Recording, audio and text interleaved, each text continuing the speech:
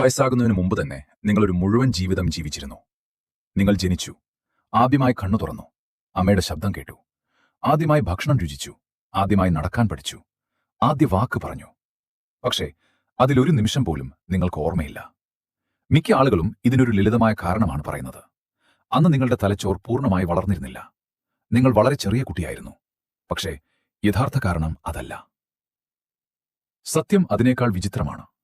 നിങ്ങളുടെ കുഞ്ഞു തലച്ചോർ നിങ്ങളുടെ ജീവിതം റെക്കോർഡ് ചെയ്യാൻ പരാജയപ്പെട്ടതല്ല, മറിച്ച് അത് സംഭവിക്കുന്നതെല്ലാം രേഖപ്പെടുത്തുന്നുണ്ടായിരുന്നു. പക്ഷെ പിന്നീട് ആ ഓർമ്മകൾ ഇല്ലാതായി. 1905 മനഃശാസ്ത്രജ്ഞനായ സിഗ്മണ്ട് ഫ്രോയിഡ് ഈ പ്രതിഭാസത്തിന് ഇൻഫന്റൈൽ അംനീഷ്യ എന്ന പേര് നൽകി. 2-3 വയസ്സിന് മുമ്പുള്ള കാര്യങ്ങൾ മിക്ക മുതിർന്നവർക്കും ഓർമ്മയില്ലെന്നും 7 വയസ്സിന് മുമ്പുള്ള ഓർമ്മകൾ പോലും വളരെ ചിതറിക്കിടക്കുന്നതാണെന്നും അദ്ദേഹം ശ്രദ്ധിച്ചു. ആ ഓർമ്മകൾ മനസ്സ് തന്നെ ഒളിപ്പിച്ചു വെക്കുന്നതാണെന്ന് ഫ്രോയിഡ് കരുതി. പക്ഷെ പിന്നീട് ശാസ്ത്രം തെളിയിച്ചത് ആ വിശദീകരണം ശരിയായിരുന്നില്ല എന്നതാണ്. എന്നാൽ ഈ രഹസ്യം യഥാർത്ഥത്തിൽ ഉണ്ടായിരുന്നു. ഏറ്റവും അത്ഭുതപ്പെടുത്തുന്ന കാര്യം ഇതാണ്: കുഞ്ഞുങ്ങൾക്ക് ഓർമ്മകൾ ഉണ്ടാക്കാൻ കഴിയും. 1980കളിൽ മനഃശാസ്ത്രജ്ഞ കറോളിൻ റോവി കുലിയർ ഒരു പരീക്ഷണം നടത്തി. ഒരു കുഞ്ഞിന്റെ കാലിൽ ഒരു റിബൺ കിട്ടി. അത് തൊട്ടിലിന് മുകളിലുള്ള ഒരു കളിപ്പാട്ടവുമായി ബന്ധിപ്പിച്ചു. കുഞ്ഞ് കാലിളക്കുമ്പോൾ കളിപ്പാട്ടം ചലിക്കും. കുറച്ച് സമയത്തിനുള്ളിൽ കുഞ്ഞ് ഈ ബന്ധം മനസ്സിലാക്കി. അതിനാൽ വീണ്ടും വീണ്ടും കാലിളക്കി കളിക്കാൻ തുടങ്ങി. അല്പ ദിവസങ്ങൾക്ക് ശേഷം അതേ കുഞ്ഞിനെ വീണ്ടും കൊണ്ടുവന്നപ്പോൾ അത് ഉടൻ തന്നെ കാലിളക്കാൻ തുടങ്ങി. അതായത് ആ അനുഭവം കുഞ്ഞ് ഓർത്തിരുന്നു. 2 മാസം പ്രായമുള്ള കുഞ്ഞുങ്ങൾക്ക് പോലും ഈ ഓർമ്മ കുറച്ച് ദിവസങ്ങൾ വരെ സൂക്ഷിക്കാൻ കഴിഞ്ഞു. 6 മാസം പ്രായമുള്ള കുഞ്ഞുങ്ങൾക്ക് അത് ആഴ്ചകളോളം ഓർമ്മയുണ്ടായിരുന്നു. അതായത് കുഞ്ഞുങ്ങളുടെ തലച്ചോറിന് പഠിക്കാനും വിവരങ്ങൾ സൂക്ഷിക്കാനും പിന്നീട് ഓർക്കാനും കഴിയും. പക്ഷേ ആ ഓർമ്മകൾ പ്രായപൂർത്തിയാകുമ്പോഴേക്കും അപ്രത്യക്ഷമാകുന്നു. എന്തുകൊണ്ടാണ് അങ്ങനെ സംഭവിക്കുന്നത് എന്ന് കണ്ടെത്താൻ ശാസ്ത്രജ്ഞർ പതിറ്റാണ്ടുകളോളം പഠിച്ചു. ഉത്തരത്തിന്റെ ഒരു ഭാഗം നമ്മുടെ തലച്ചോറിന്റെ ഘടനയിലാണ്. തലച്ചോറിന്റെ ആഴത്തിൽ ഹിപ്പോകാമ്പസ് എന്നൊരു ചെറിയ ഭാഗമുണ്ട്. ഓർമ്മകൾ രൂപപ്പെടുന്നതിൽ ഇതിന് വളരെ പ്രധാനപ്പെട്ട പങ്കുണ്ട്. ഒരു ജന്മദിനം, ഒരു സംഭാഷണം, അല്ലെങ്കിൽ മഴയിലൂടെ നടന്ന ഒരു യാത്ര, ഇത്തരം അനുഭവങ്ങളെ പിന്നീട് ഓർക്കാൻ കഴിയുന്ന ഓർമ്മകളാക്കി മാറ്റുന്നത് ഹിപ്പോകാമ്പസ് ആണ്. മുതിർന്നവരിൽ ഹിപ്പോകാമ്പസ് പ്രീഫ്രോണ്ടൽ കോർട്ടെക്സ് എന്ന ഭാഗവുമായി ചേർന്ന് ഓർമ്മകൾ ക്രമീകരിക്കുകയും സൂക്ഷിക്കുകയും പിന്നീട് തിരികെ കൊണ്ടുവരികയും ചെയ്യുന്നു. പക്ഷേ കുഞ്ഞുങ്ങളിൽ ഈ സംവിധാനം ഇപ്പോഴും വളർന്നുകൊണ്ടിരിക്കുകയാണ്. ഹിപ്പോകാമ്പസും കോർട്ടെക്സും തമ്മിലുള്ള ബന്ധങ്ങൾ പൂർണ്ണമായി രൂപപ്പെട്ടിട്ടില്ല. 2 മുതൽ 4 വയസ്സ് വരെയാണ് ഈ ഭാഗങ്ങൾ കൂടുതൽ വികസിക്കുന്നത്. അതിനാൽ കുഞ്ഞുങ്ങൾക്ക് ചെറിയ കാലത്തേക്കുള്ള ഓർമ്മകൾ ഉണ്ടാക്കാൻ കഴിയുമെങ്കിലും അവയെ ദീർഘകാല ഓർമ്മകളാക്കി മാറ്റാൻ കഴിയുന്നില്ല. പക്ഷേ കഥയുടെ പകുതി മാത്രമാണത്. 2014 2 ന്യൂറോ സയന്റിസ്റ്റുകളായ ഷീന ജോസ്ലിൻ, പോൾ ഫ്രാങ്ക്ലാൻഡ് എന്നിവർ മറ്റൊരു അത്ഭുതകരമായ ആശയം മുന്നോട്ടുവച്ചു. നിങ്ങളുടെ തലച്ചോർ വളരുന്ന അതേ പ്രക്രിയ തന്നെയാണോ പഴയ ഓർമ്മകളെ ഇല്ലാതാക്കുന്നത്? ജീവിതത്തിന്റെ ആദ്യ വർഷങ്ങളിൽ ഹിപ്പോകാമ്പസ് വളരെ വേഗത്തിൽ പുതിയ നാഡീകോശങ്ങൾ ഉണ്ടാക്കുന്നു. ഈ പ്രക്രിയയെ ന്യൂറോജെനസിസ് എന്ന് വിളിക്കുന്നു. പുതിയ കോശങ്ങളാണ് ഭാവിയിൽ നിങ്ങൾ ഉപയോഗിക്കുന്ന തലച്ചോറിന്റെ ശൃംഖലകൾ നിർമ്മിക്കുന്നത്. പക്ഷേ ഓരോ പുതിയ കോശവും പഴയ ശൃംഖലയിൽ ചേരുമ്പോൾ അതിന്റെ ഘടനയിൽ ചെറിയ മാറ്റങ്ങൾ ഉണ്ടാകും. ആ മാറ്റങ്ങൾ പഴയ ഓർമ്മകൾ സൂക്ഷിച്ചിരുന്ന ബന്ധങ്ങളെ തകർക്കാൻ ഇടയാക്കുമോ എന്ന് അവർ സംശയിച്ചു. ഇത് പരിശോധിക്കാൻ അവർ എലികളിൽ പരീക്ഷണം നടത്തി.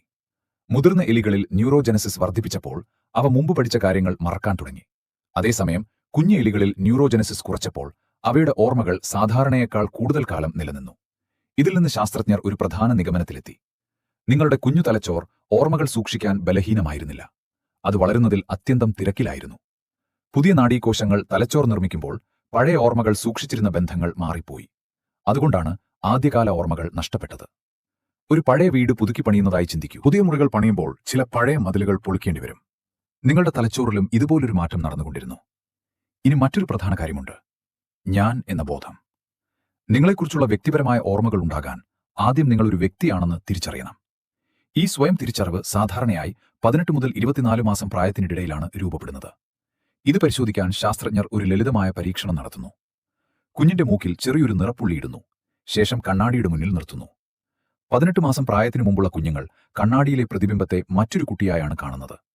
പക്ഷേ 18 മാസം കഴിഞ്ഞാൽ അവർ സ്വന്തം മൂക്കിലെ പുള്ളി തുടയ്ക്കാൻ ശ്രമിക്കും. അപ്പോൾ അവർ കണ്ണാടിയിൽ കാണുന്നത് തങ്ങളാണെന്ന് തിരിച്ചറിയുന്നു. ഈ സമയത്താണ് ദീർഘകാല വ്യക്തിപരമായ ഓർമ്മകളും രൂപപ്പെടാൻ തുടങ്ങുന്നത്. അതുകൊണ്ടാണ് കുഞ്ഞായിരുന്ന കാലം നിങ്ങൾക്ക് ഓർമ്മയില്ലാത്തത്. അന്ന് ഇന്നുള്ളതുപോലുള്ള ഞാൻ എന്ന ബോധം ഇതുവരെ പൂർണ്ണമായി രൂപപ്പെട്ടിരുന്നില്ല. ഇനി അവസാനത്തെ കാരണം: ഭാഷ.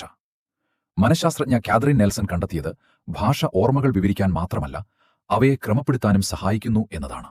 സംസാരിക്കാൻ പഠിക്കുന്നതിന് മുമ്പ് കുഞ്ഞിന്റെ അനുഭവങ്ങൾ, ശബ്ദം, വെളിച്ചം, സ്പർശനം, വികാരം തുടങ്ങിയ അനുഭവങ്ങളായി മാത്രമാണ് സൂക്ഷിക്കപ്പെടുന്നത്. അവയ്ക്ക് വാക്കുകളുടെ രൂപമില്ല. പക്ഷെ സംസാരിക്കാൻ തുടങ്ങിയ ശേഷം, പ്രത്യേകിച്ച് മാതാപിതാക്കൾ പഴയ സംഭവങ്ങളെക്കുറിച്ച് കുട്ടികളോട് സംസാരിക്കാൻ തുടങ്ങിയാൽ ദീർഘകാല ഓർമ്മകൾ വളരെ ശക്തമാകുന്നു. ഭാഷ ഓർമ്മകൾക്ക് ഒരു ഘടന നൽകുന്നു.